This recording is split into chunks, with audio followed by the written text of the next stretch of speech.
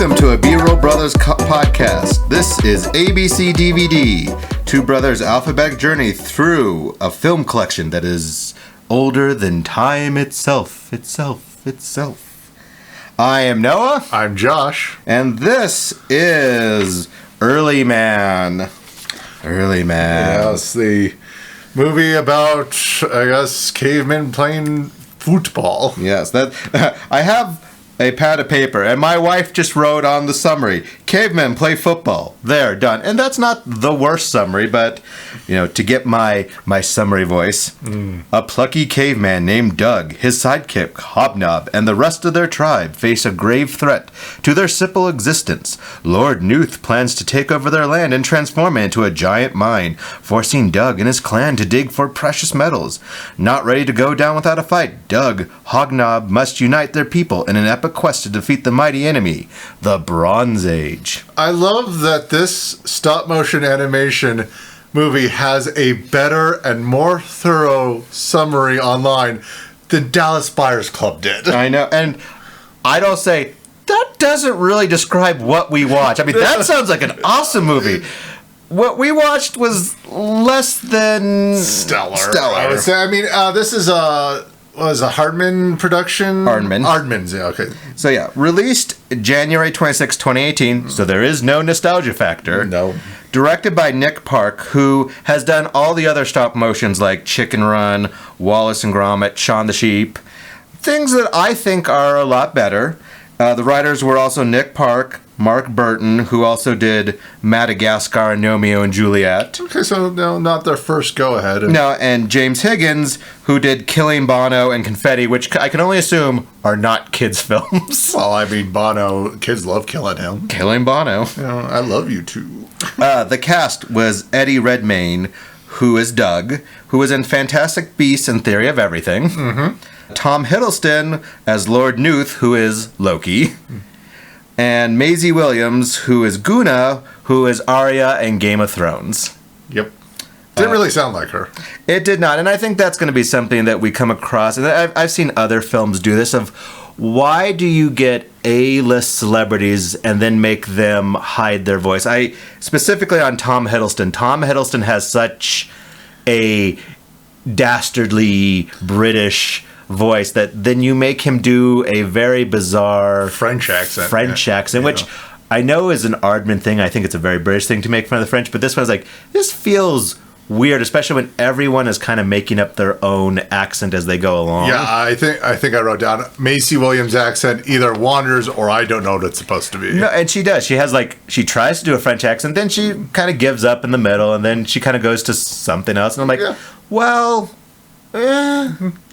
But yeah, compared to all the movies that these people have worked on, this is kind of bottom of the barrel for me. I mean, I enjoyed Chicken Run. I enjoyed the Wallace and Gromits. Mm-hmm. The Curse of the Were-Rabbit, not my favorite, but still entertaining. And because we have nostalgia for the Wallace and Gromit shorts, which I think way back in the day was nominated for an Oscar as a short, and I think they were kind of clever and funny in they're very British. They are. We had to look up a lot of things, but I think they're a lot more thoughtful. And this one, though, I think is trying to draw off of a Flintstones type. There's a lot of Flintstone gadget humor and really bad puns and dad jokes. It's just, it doesn't land the same way as these other films did. And I'm curious if it landed better for people who lived in the UK, they're used to their soccer clubs or football clubs, and the jokes that they're referencing. But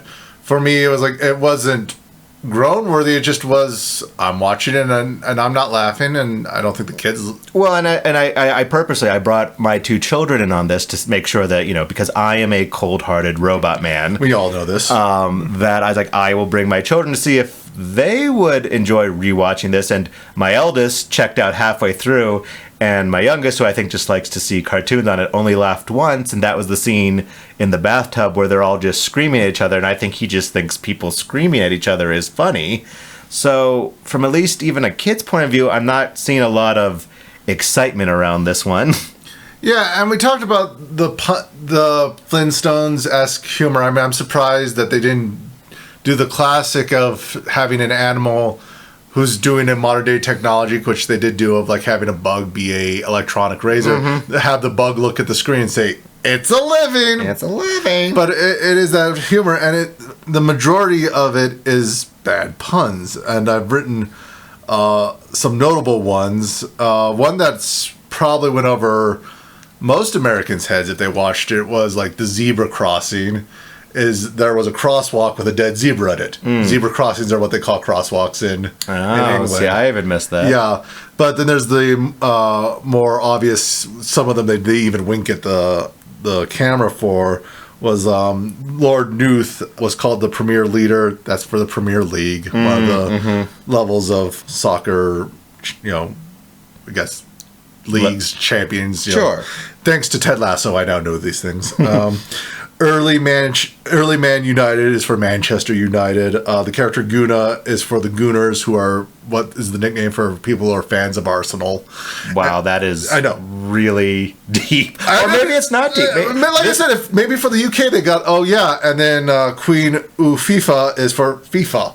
Oh, yeah. See, and they're groan-worthy. I mean, that's the best you're gonna get out of this is a bad groany pun. Yeah, and I was like, I would be interested to know, did this do better English? Because it seems like they were targeting a British audience, but the production company's like, yeah, but you have to put it out in the United States, and I don't think it did that well. I mean, it made $54 million in the world, so I didn't see what it was broken down in the U.S., but I just feel like an average American audience can be like, well, it's cavemen playing soccer, and it's like, it wasn't, it's not a really compelling story. I mean, you start with a tribe who, they're the kind of stereotypical, like, oh, we're a bunch of dum-dums, and then they get kicked out, and, they have to come together and save the rec center. Yeah, I was about to make that same joke of, it's like, yeah, it's the save the rec center, save our ski slope, whatever, from the being rich kids. Yeah, and I mean,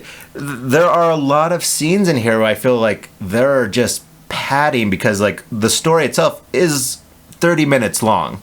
If you really were to be like, breaking it down, like there's 30 minutes of Quotey Finger's story. It's like there's just scenes where it's like the bath scene that my son laughed at. It's like, well, that didn't give us anything. It didn't give us, insight into a character. It's not giving us like, oh, well, here's the foil. It's like, well, no, it's just a scene to have a pig, massage the villain. And then shortly after that scene, I did appreciate the movie, realizing I was going to make this question of they make a daring escape by jumping out the window while holding onto toilet paper, and it stops them. I'm going, wow, that's strong toilet. Oh, there's a poster in the background that says strong ply toilet paper.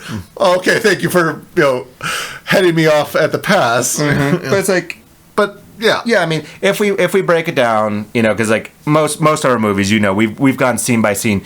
It's a little jarring to do in this one because the scenes themselves either are kind of pointless or it's like, well, yeah, what's happening, to then dive deeper into these like, well, we're already diving into the shallow end, and really you shouldn't be diving into the shallow end. That's how you hit your head. Yeah, it's a sports movie. It's like, we got one training montage, we got a second training montage, we have the final match, and the message is teamwork is better than having a star player. Right, and it's like, in the final match, I think that is where a good portion of like they're really trying to hit this out of the park.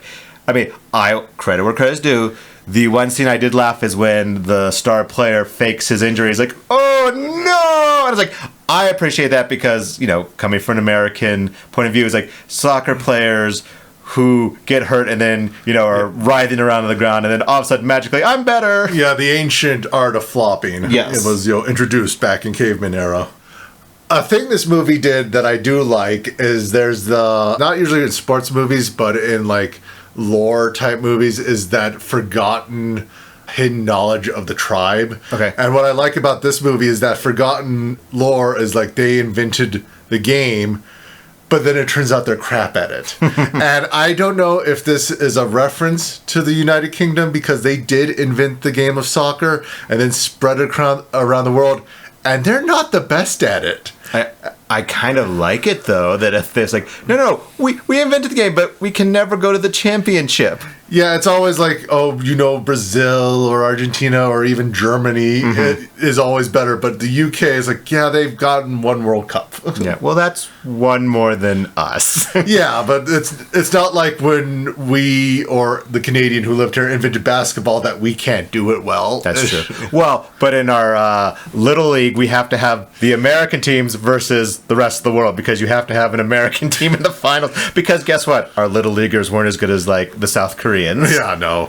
But and the idea I had watching this was to another movie that I wasn't that fond of, which was the live action movie Year One, which was also about cavemen. And then they say it's an example of this movie and that movie saying, well, we want a caveman story, but we want to do more, so we have to introduce later than caveman story topics. So this one they said, it's the Bronze Age, but technology from almost the industrial age. Right, and that's a cartoon, but it's just like, okay, you don't have anything here. You just want a football, and whereas I'll compare it to Chicken Run, which is a big pun on the World War II movies, especially The Great Escape. And I think where that one worked better is they had a story where it's like, no, we have characters, they have this issue, we're gonna lean into those puns of making fun of another movie, whereas this one, I don't think they have another movie to lean in on, and so they're dealing with like the Flintstone jokes, which just fall flat. And then, from that American point of view, it's like, well, the soccer game isn't really landing for me. No. I do appreciate when movies do this, and this is one of them. I'm pretty sure the royal commentators are actual sports commentators and not just voice actors. And I like when movies do this where they're not actually playing themselves, but they're playing themselves in another role.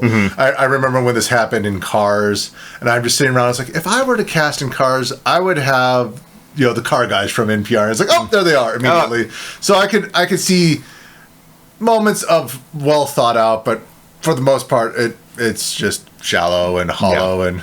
And for people who don't know, the car guys on NPR are Click and Clack, and I do not understand why anyone would sit around listening to two brothers yammer on about their passions. Don't watch movies like my brother. Don't watch movies like my brother.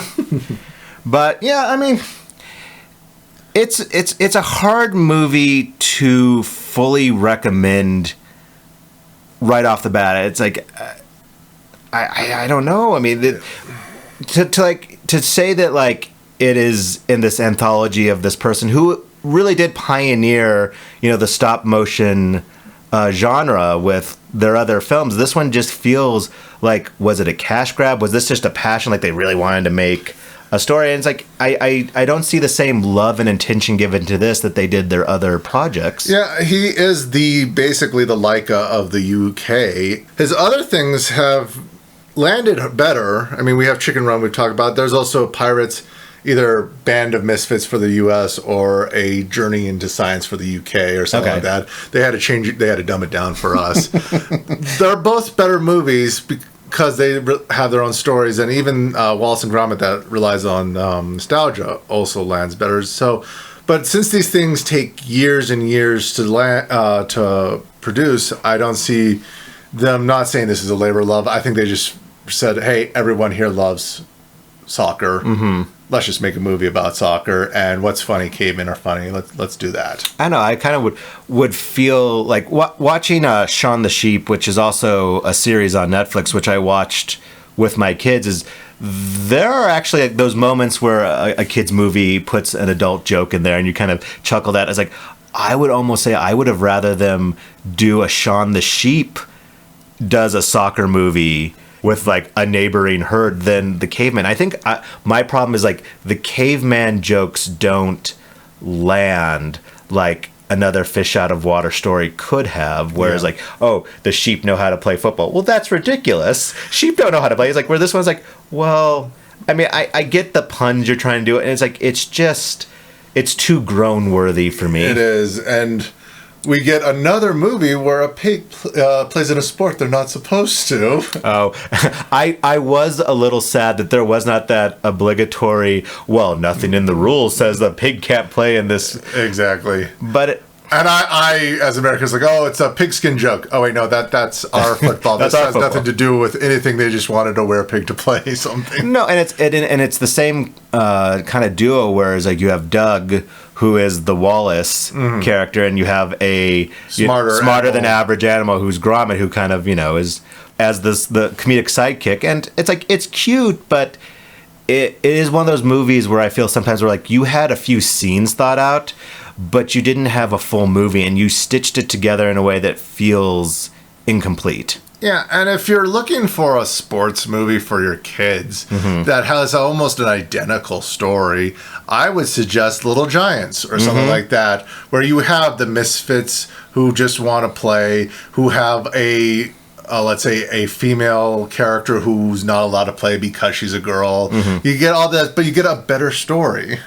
Well, not to belabor points of saying you're like, oh, I have problems, but there was one mistake in this film that I'm like, I could not get over. It was when Lord New said like, well, that girl can't play soccer. It's like, there are two other female cave people, playing. What? Well, to be fair, maybe he didn't realize that they were women because they're all a little gruff. Yeah, they're a little gruff. But no, I mean, I think your point of like Little Giants, or even like going back in the Disney vault, if you did the Mighty Ducks, things like this, where it's any like kid sports movie. No, and I think, that's it. I am saddened to say that I can't recommend this to someone, especially if y'all watch it. Like, wait, you made me watch this? Like, well. Not everything we have in our collection is gems. Sometimes we do have things that have not aged well, or just like, ooh, this was good when my children were like 4 and any slapstick joke would land. Yeah, there's a lot of kids' movies in our collection that were originally purchased because they were very little. And with the worry of like before streaming and all that and the Disney Vault putting things away, you just got it to have it because you didn't know if you'd have it later on. And this is one of them. And I'd say, I mean, you've watched it, hopefully. And if not, we've saved you some time. But if you are interested in like stop motion movies, which I personally enjoy stop motion movies. I think it is a beautiful art form. You go see this guy's earlier stuff like Wallace and Gromit. A little piece of Easter egg or trivia, the two dinosaurs at the beginning. One's name is Ray, and the other one is Harry, and that's because of Ray Harryhausen. And I do love when animated movies do this. I mean, I know Monsters, Inc. has done it, and if for those who don't know, Ray Harryhausen was a stop-motion animator, I guess, for all these classic dinosaur movies, Sinbad. Well, he's really the Walt Disney of stop animation. Yeah, and it is a unique look, and if you haven't seen any of those old movies, you should, and you'll understand completely why all the animators would give him his kudos. Definitely. You had mentioned before Laika. Yeah. Laika Studios, I think, not only does the best stop motion movies, they have made some of the best movies I have ever seen, namely Kubo and the two strings. It's 2 strings, yeah. And that is, I think, was our surprise of that year. And we'll eventually maybe talk about it. I do own it. But yeah, Laika is the American or North American equivalent of these movies. And they just seem to have a little bit more patience, a little more respect that is like this is going to be assumed for kids, but when you watch it, you realize this is more impressive than that. Right, and they've done things like... not Abominable, what's the one with their more recent one with Zach Galifianakis? Oh, you mean Missing Link. Missing Link was their most recent one, but they're probably known for Coraline, Paranorman... Corpse Bride. Corpse Bride. And I think they were the descendants of A Nightmare Before Christmas. Yeah, it wasn't Laika Studios, but everyone who worked there, I'm pretty sure, split off and formed Laika. Right. So, I mean, it is a studio that has a long history with the art, and I think just does better movies. So, yeah, if you're looking for a kid stop motion to get things, we would suggest Laika. But for these flavors, we've mentioned it several times, and I hate to repeat myself so much, but Chicken Run and Pirates Band of Misfits are worth watching, I think. Where this one, not so much. Not so much. Now, I read this, and I try to keep an eye out for it on this watching, but apparently Wallace and Gromit are in the stands somewhere. I was wondering if they were going to put some of their other characters in there, but I didn't see anything jump out at me. Well, I mean, so I saw some other Easter eggs in the cave paintings. There was references to the werebear, and I think the penguin was on the wall somewhere. But apparently somewhere in the stands, at one of the times, you will see Wallace and Gromit. And, Okay. And even the director or Aardman didn't notice it until in post-production they stuck it in kind of like a Where's Waldo, or as the British call it, Where's Wally? I don't like it. I don't like it, but that's the original. No, I know. Well, from a dark spot to a shining spot, next time we will be doing the movie Fame. Oddly, I haven't seen this I one. have not. We're going to do what we kind of hoped other people do, is maybe you're going to see a movie that you've never seen before, and this is one. It's an inherited film that we just have not cracked open. Yeah, there's some films in my collection that still have the plastic wrap on it because either it was a gift or I inherited it. And this is one of them. This is one of them, so I'm excited. It should be, I've heard good things. I've heard good things. We're going to live forever. Yep. So we appreciate you stopping by. Yep. And, bye. Bye.